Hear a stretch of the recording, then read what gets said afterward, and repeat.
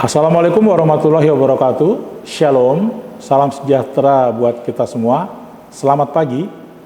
Perkenalkan, nama saya Dr. Paltiada Saragi, SHMH. Saat ini saya dipercaya sebagai Kaprodi Magister Hukum Fakultas Hukum Universitas Kristen Indonesia dan sebagai dosen di Fakultas Hukum dan Magister Hukum Universitas Kristen Indonesia. Tujuan dari pembuatan video ini adalah sebagai salah satu persyaratan dalam pengurusan sertifikat dosen. Saya mengampu beberapa mata kuliah terkait dengan hukum bisnis dan hukum pidana korporasi. Salah satu mata kuliah yang saya ampu adalah mata kuliah hukum perbankan dan jaminan. Dalam video ini, saya akan mengajarkan dan menjelaskan kepada mahasiswa dalam mempelajari berbagai aspek hukum yang berkaitan dengan kegiatan perbankan di Indonesia, khususnya mengenai prinsip-prinsip dalam perbankan di Indonesia. Pertanyaannya, mengapa hukum perbankan penting? Bank merupakan salah satu pilar utama pembangunan ekonomi nasional. Hampir seluruh aktivitas ekonomi masyarakat melibatkan bank, mulai dari penyimpanan dana, pemberian kredit, pembiayaan usaha, transaksi pembayaran, investasi, hingga layanan digital banking. Karena peran bank yang sangat strategis tersebut, maka seluruh kegiatan perbankan harus diselenggarakan berdasarkan prinsip-prinsip hukum yang menjamin keamanan, kepercayaan, dan stabilitas sistem keuangan. Karena peran bank sangat strategis, maka seluruh kegiatan perbankan harus diselenggarakan berdasarkan prinsip-prinsip hukum yang menjamin keamanan, kepercayaan, dan stabilitas sistem keuangan tersebut. Ada 4 prinsip penting dalam perbankan di Indonesia. Yang pertama adalah prinsip kepercayaan, prinsip kerahasiaan bank, prinsip prudensial bank, dan prinsip mengetahui nasabah atau know your customer. Inilah yang akan kita pelajari ya dalam video nanti di kelas. Saya akan memberikan pemahaman kepada mahasiswa agar mereka bisa menjelaskan kepada masyarakat terkait dengan prinsip-prinsip perbankan ketika mereka nanti sudah bekerja, baik itu di perbankan maupun di dunia hukum, ketika mereka misalnya menjadi seorang konsultan hukum dan lain-lain. Itulah kira-kira yang akan saya sampaikan dalam kelas yang akan dibuat setelah video ini disampaikan. Terima kasih. Baik, selamat pagi. Adik-adik sekalian, baik ya. Hari ini kita kembali bertemu dalam perkuliahan mengenai hukum perbankan dan jaminan. Ya, seperti kuliah sebelumnya ya, kita sudah belajar tentang bagaimana pentingnya perbankan di dalam masyarakat. Ya, coba kalau kalian bayangkan kalau satu negara tidak punya bank, berarti taruh uang di mana tuh? Ya. Kayak zaman-zaman kakek nenek kita dulu, taruh uang itu di bawah bantal. Ya, ada yang taruh uang itu di dalam koprol bambu, di dalam batangan bambu ya. Dan itu sangat berbahaya ya, sehingga pentingnya suatu bank atau perbankan itu lebih memudahkan ya masyarakat untuk menyimpan uangnya. Nah, namun ya pada dasarnya bisnis perbankan itu adalah bisnis yang beresiko ya, sehingga dibutuhkan beberapa prinsip-prinsip dasar ya, sehingga masyarakat yang akan menyimpan dananya atau berhutang kepada bank bisa mendapatkan pengamanan. Nah, sebelum saya masuk ke dalam apa itu prinsip-prinsip di dunia perbankan, saya mau bertanya kepada kalian semua. Kalau saya bertanya apa itu bank? Ya. Tempat kita untuk simpan uang, pasti simpan uang, dan kita ambil jaminan utang nanti dari bank tersebut. Oke, ya, betul ya. Teman kalian mengatakan bahwa bank adalah tempat di mana orang bertransaksi.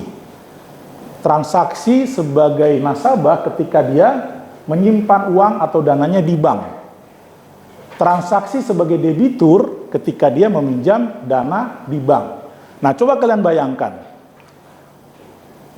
Apa yang menjadi alasan seseorang mau menyimpan dananya di bank? Ya, ini kamu punya duit nih. Ya, carinya susah-susah, terus kamu berani tuh nyimpen duit di bank. Berarti apa? Karena kamu apa? Percaya dong. Kalau nggak percaya, waduh, gimana tuh saya punya uang, ya, setengah mati dapatnya, terus saya taruh di bank, kemudian banknya menggelapkan atau menghilangkan uang kita, bahaya kan? Artinya asas kepercayaan. Ketika masyarakat percaya kepada bank, maka dia mempercayakan uangnya ditaruh di bank. Nah, demikian juga sebaliknya. Ketika kalian mau pinjam uang di bank, artinya apa? Bank harus percaya sama kalian bahwa kalian akan mengembalikan hutang. Kan logikanya gitu ya. Nah, di dalam perbankan, ya, kalau kita bicara tentang perbankan, secara hukum perbankan itu adalah hukum yang mengatur segala sesuatu yang berhubungan dengan perbankan. Artinya, ketika kita bicara perbankan, di situ kita bicara tentang hak dan kewajiban. Itulah diatur dengan Undang-Undang Nomor 10 Tahun 98 tentang perbankan. Ya, jadi ada undang-undang khusus yang mengatur tentang perbankan. Kita lanjut ya. Nah, ini ya, di dalam definisi di pasal 1, perbankan adalah segala sesuatu yang menyangkut tentang bank, mencakup kelembagaan, kegiatan usaha, serta cara dan proses dalam melaksanakan kegiatan usahanya. Itulah tadi kenapa di awal saya katakan unsur yang paling penting adalah kepercayaan. Bagaimana mungkin kita akan menaruh uang kita, harta kita di perbankan kalau kita tidak percaya. Ya. Nah, ini fungsi dan tujuan perbankan ya. Pasal 3, perbankan menyatakan bahwa fungsi utama perbankan adalah sebagai penghimpun dan penyalur dana masyarakat. Tadi yang kawan kalian sampaikan, bisnis utama bank itu adalah lending dan funding. Lending itu adalah dia memberikan hutang kepada masyarakat, funding itu adalah dia menerima dana dari masyarakat dalam bentuk tabungan atau deposito. Nah, kalau kita bicara tentang tabungan atau deposito, apa yang ada dalam benak kalian? Kalau kamu taruh uang di bank dalam bentuk deposito, kalian mendapatkan apa? Keuntungan? Bunga. Ya, jadi kamu misalnya taruh uang di bank dalam bentuk deposito, maka tiap bulan kamu akan mendapat. Sebaliknya, ketika kamu minjem ke bank, maka bank akan mendapat bunga. Ya. Jadi bisnis bank itu adalah perpaduan antara peminjam dan yang meminjamkan. Yang meminjamkan mendapat bunga dalam bentuk hutang. Jadi hutang kalian itu ada bunganya. Demikian juga ketika kalian nabung atau deposito, maka bank memberikan juga keuntungan berbentuk bunga. Nah, itulah sistem perbankan di Indonesia.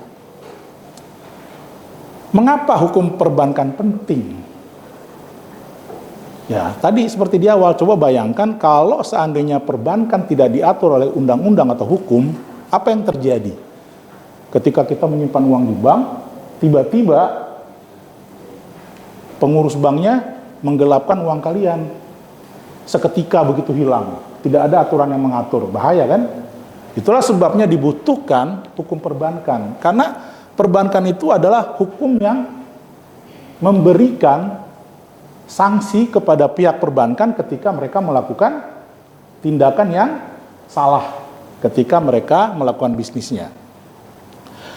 Karena peran bank sangat strategis, maka seluruh kegiatan perbankan harus diselenggarakan berdasarkan prinsip-prinsip hukum yang menjamin keamanan, kepercayaan, dan stabilitas sistem keuangan.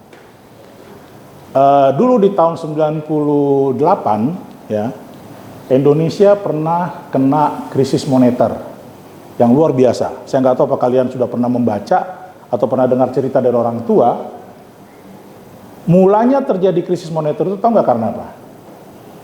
Karena ada 16 bank yang dilikuidasi oleh pemerintah. Ya, jadi ada 16 bank ditutup oleh pemerintah. Karena ditutup, maka masyarakat menjadi gimana? Ada 16 bank ditutup oleh pemerintah. Karena ditutup, masyarakat menjadi tidak percaya dengan bank. Akhirnya pada saat itu masyarakat banyak menarik dananya dari bank. Coba bayangkan negara, ya bank-bank BUMN, masyarakat saking tidak percayanya dengan bank karena terjadi krisis moneter, kemudian 16 bank dilikuidasi atau ditutup, semua menarik dananya dari bank. Termasuk bank swasta terbesar BCA pada saat itu. Orang ngantri di ATM untuk tarik dananya. Kolaps lah pada saat itu. Ya, jadi unsur kepercayaan itu penting sekali ya ketika kita akan membangun dunia perbankan di Indonesia. Untuk itu maka perlu ada prinsip-prinsip hukum perbankan yang penting ya, yang harus dimiliki atau dipatuhi oleh dunia perbankan. Yang pertama tadi sudah disampaikan prinsip kepercayaan ya, the fiduciary principle merupakan dasar utama kegiatan perbankan. Karena bank memperoleh dana dari masyarakat, maka masyarakat harus percaya kepada banknya. Dasar hukumnya adalah pasal 29 ayat 2 Undang-Undang nomor 10 tahun 98. Contoh yang di bawah ya.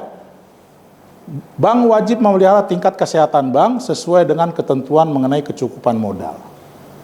Salah satu cara bank untuk membuat masyarakat percaya adalah banknya harus selalu berada dalam posisi apa? Sehat. Tanda bank sehat itu apa? Modalnya cukup, kredit macetnya tidak banyak, orang-orangnya profesional. Saya tanya ke kalian semua di sini, siapa di sini yang tidak mempunyai rekening di bank? Kamu punya rekening di bank nggak? Punya nggak? Hampir semua punya ya, padahal kalian belum bekerja toh? Karena orang tua kalian ketika akan mengirim biaya kebutuhan bulanan, kos dan segala macam pasti menggunakan perbankan. Ya, jadi tugas pokok perbankan itu adalah dia harus bisa memanage banknya dengan baik. Sehingga masyarakat tetap percaya bahwa bank itu adalah bank yang sehat. Ini adalah prinsip pertama di dunia perbankan. Kemudian setelah percaya, apa yang terjadi?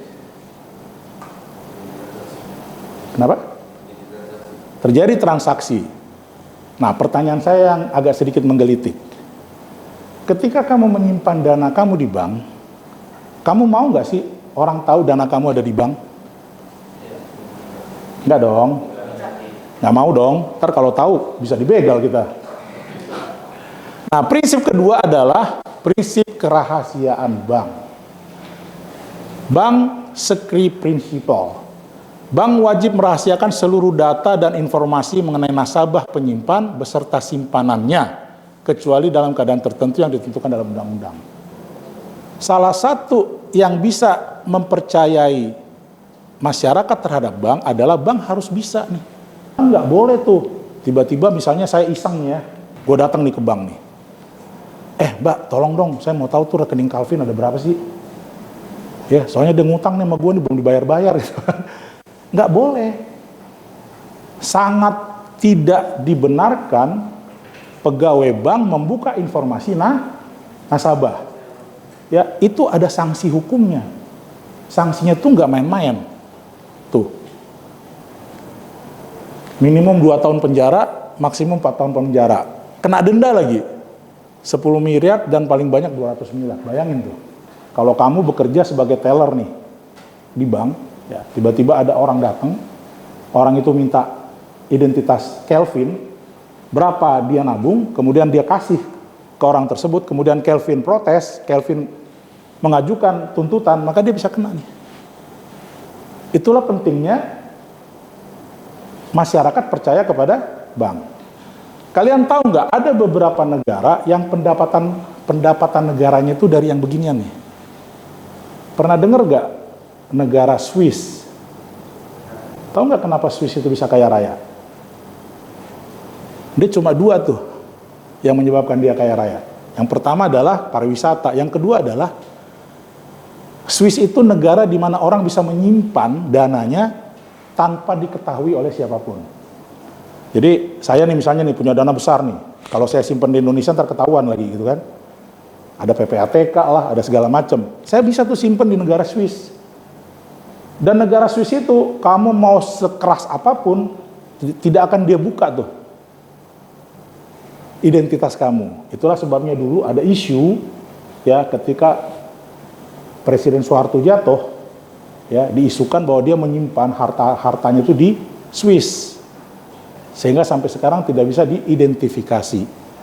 Ya, jadi penting sekali. Nah, Swiss itu mendapatkan tentunya kan ketika kita menyimpan dia dapat fee dong negaranya kan, ada biaya administrasi segala macam. Itulah sebabnya negara itu salah satu penghasilannya dari banyaknya orang-orang di dunia yang menyimpan dananya di Swiss ya. Tetapi prinsip kerahasiaan itu ada pengecualian. Jadi saya boleh membuka rekeningmu ya tanpa melawan hukum jika, nah yang pertama terkait dengan pajak, Kelvin nunggak pajak nih. Ya kantor pajak bisa tuh tanya ke banknya untuk buka rekeningnya Kelvin. Ya, nggak taunya Kelvin nunggak pajak tetapi depositonya miliaran gitu loh.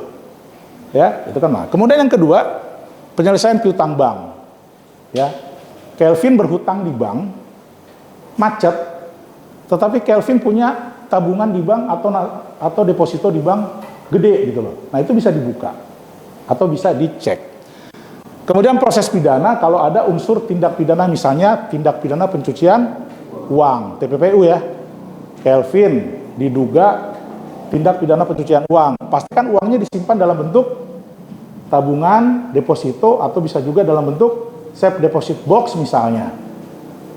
Nah, itu bisa ditembus. Kemudian penyidikan perkara pencucian uang, tukar menukar informasi antar bank, permintaan ahli waris dan persetujuan nasabah. Tetapi, kalaupun polisi mau meminta data-data Kelvin, hakim mau meminta data-data Kelvin, jaksa mau meminta data-data Kelvin, dia tetap harus dapat izin dari OJK.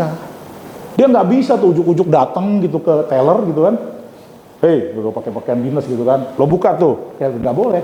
Tetap harus izin dari PPATK atau izin dari OJK. Kalau dulu izinnya dari Bank Indonesia. Supaya apa? Supaya prinsip kehati-hatian ini tidak semena-mena ya. Artinya jangan sampai gara-gara tekanan dari penyidik ya seorang teller itu bisa membuka. Oke, kemudian prinsip yang ketiga adalah prinsip kehati-hatian atau prudential banking. Kalau kalian udah percaya sama bank sudah merahasiakan data-data nasabah. Yang ketiga apa yang paling penting? Bank harus hati-hati ketika dia mengelola dana masyarakat.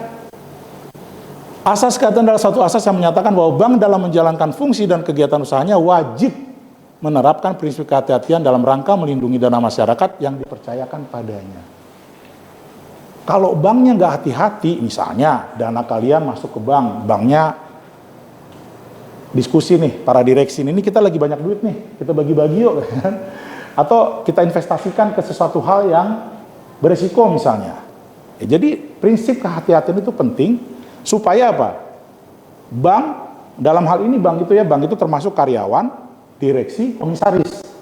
Dia wajib melaksanakan prinsip kehati-hatian ketika mereka mengelola dana dari masyarakat.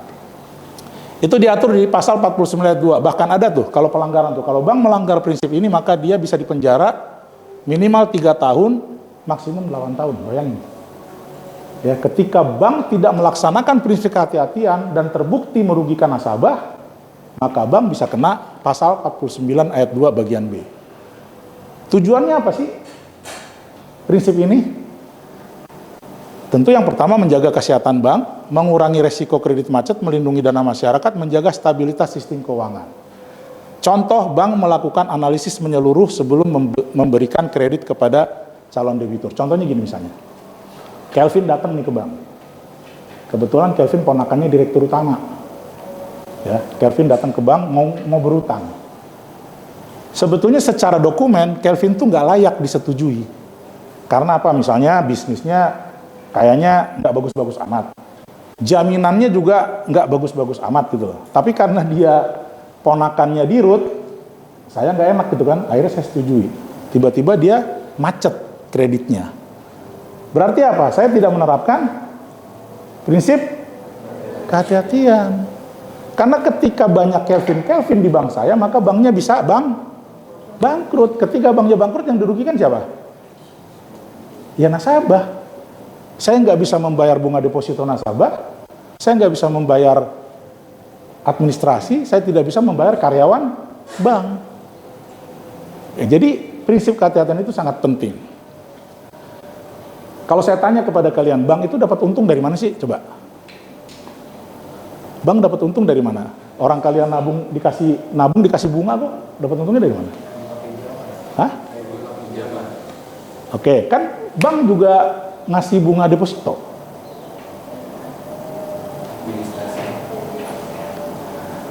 Kalian kebayang nggak kalau bank itu lebih banyak macetnya daripada orang nabung?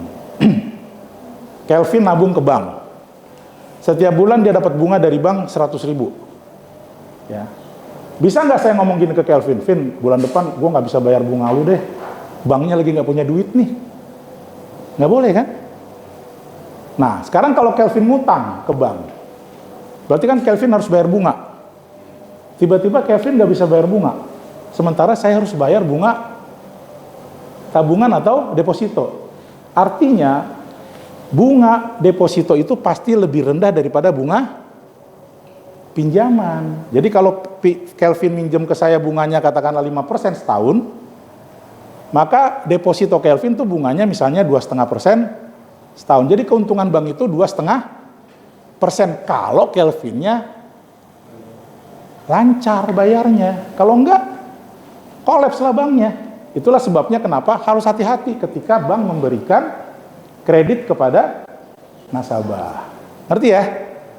Ya, jadi harus balance antara bank memberikan kredit kepada nasabah dan bank menerima dana dari masyarakat. Itu yang disebut dengan intermediasi, di mana antara peminjam dengan penyimpan itu harus balance. Jangan sampai banyakkan kredit macetnya, ya nggak sanggup nanti bayar bunga deposito atau tabungan dari nasabah. Oke, yang terakhir adalah prinsip mengenal nasabah. Know how customer principle. Bank wajib mengenal identitas, profil, sumber dana, tujuan transaksi, dan aktivitas nasabah, termasuk melaporkan setiap transaksi yang mencurigakan. Ya, saat ini banyak sekali orang yang menyimpan dananya di bank. Dana itu adalah hasil dari kejahatan. Misalnya apa? Korupsi, TPPU, apalagi? Human trafficking, uang judi. Ya, itu kan nggak boleh. Atau saya menyimpan dana yang tidak sah. Nah, untuk mengetahui supaya banknya tidak kecolongan, datang calon nasabah yang ternyata calon nasabah itu adalah uangnya dari hasil kejahatan, maka dia harus menerapkan ini. Jadi dia mesti tahu nasabahnya, mesti ditanya nih, kamu tuh kerjanya apa? Kamu nyimpan duit di bank 1 miliar, dari mana nih sumber dananya? Ya, kalau kira-kira mencurigakan, kita bisa melaporkan. Atau misalnya gini, Kevin tuh biasanya tiap bulan, rekeningnya tuh paling cuma dikirim sama orang tuanya, katakanlah totally tiap bulan misalnya 5 juta. Itu udah berlaku bertahun-tahun. Tiba-tiba Kevin satu ketika ada transferan duit 5 miliar. Ya dong, bank wajib ini tuh warning tuh, ini ada apa nih Kevin nih? Selama dia jadi nasabah 3 tahun, perasaan cuman paling tinggi 5 juta, tiba-tiba dia dapat 5 miliar. Bank patut menduga, karena profil Kevin itu nggak seperti itu gitu loh. Bisa saja ternyata Kevin menerima dana hasil tindak pidana pencucian uang atau dana terorisme. Kevin dapat tiba-tiba transferan dari Yaman. Kalau kata Pak Prabowo ke Yaman aja ya kalau nggak ini ya.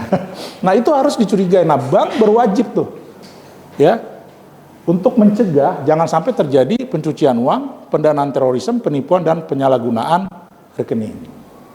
Ini diatur di pasal di Undang-Undang 8 tahun 2010. Ketika bank terbukti melakukan pelanggaran ini, maka dia kena penjara paling lama 20 tahun, denda 10 miliar. Ya, itulah pentingnya ya ketika bank akan melakukan operasional banknya, keempat prinsip tadi harus dipegang. Ya, prinsip kepercayaan, prinsip kerahasiaan, prinsip prudensial banking, dan prinsip know your customer. Oke? Oke, sekarang saya mau bertanya. Kenapa sih bank itu dibutuhkan oleh masyarakat? Ada yang bisa jawab? Kenapa bank dibutuhkan oleh masyarakat? Ya. Kadang kita butuh tempat untuk menyimpan uang kita yang berdiri di suatu tempat. Namun ya kalau kita simpan sendiri, kita kemungkinan gede kita pasti ada hal-hal yang tidak diinginkan pasti terjadi. Adanya bank pasti karena kita bisa menjaga duit kita, uang kita, tapi dengan instansi yang terpercaya resmi. Bank ini resmi kan? Ya, sehingga masyarakat bisa menaruh uangnya, ya. Salah satu pentingnya juga ketika Anda sebagai pengusaha kekurangan modal, maka Anda bisa meminjam ya untuk menambah modal kerja. Kira-kira gitu ya. Oke, ada pertanyaan nggak? Ya. Izin Pak, jadi belakangan ini saya lihat banyak kasus itu Ya. banyaknya uang, Anda udah menggunakan m-banking ya Pak, Oke. banyaknya uang yang hilang lah di m-banking tersebut, banyak penggelapan. Nah, kalau kejadian penggelapan tersebut, siapa yang bertanggung jawab dan sanksinya apa? Oke, baik, pertanyaan bagus ya. Ada dua bentuk tindak pidana perbankan. Satu, pidana yang dilakukan oleh orang bank, berarti bank yang melakukan tindak pidana. Yang kedua, bank yang menjadi sasaran tindak pidana. Contoh kamu tadi. Kita lihat dulu, uang kamu itu hilang karena apa? Apakah karena kamu misalnya memberikan informasi rahasia, misalnya PIN ATM kamu, passwordmu, tiba-tiba diketahui oleh teman-temanmu, kemudian dibobol. Kalau itu yang terjadi, maka bank tidak bertanggung jawab. Tapi kalau danamu hilang karena kesalahan bank, misalnya phishing, skimming, artinya bank tidak bisa melindungi dana-danamu di bank, maka itu kesalahan bank, maka bank wajib untuk mengganti. Jadi kita lihat dulu, uang kamu itu hilang karena apa? Karena banyak sekali terjadi, orang tuh nggak hati-hati menyimpan PIN dan password uangnya. Contoh, seorang ibu misalnya, tiba-tiba ATM-nya diambil oleh anaknya. Anaknya bertransaksi. Si ibu ribut kan, mana uang saya nih, kok nggak nih? Tiba-tiba setelah diselidiki, ada CCTV dan segala macam, anaknya yang transaksi.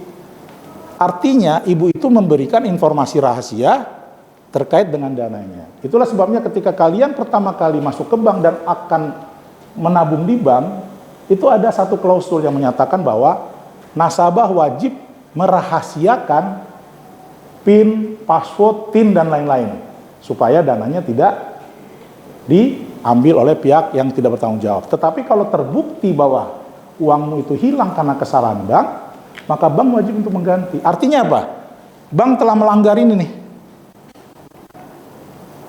Nih.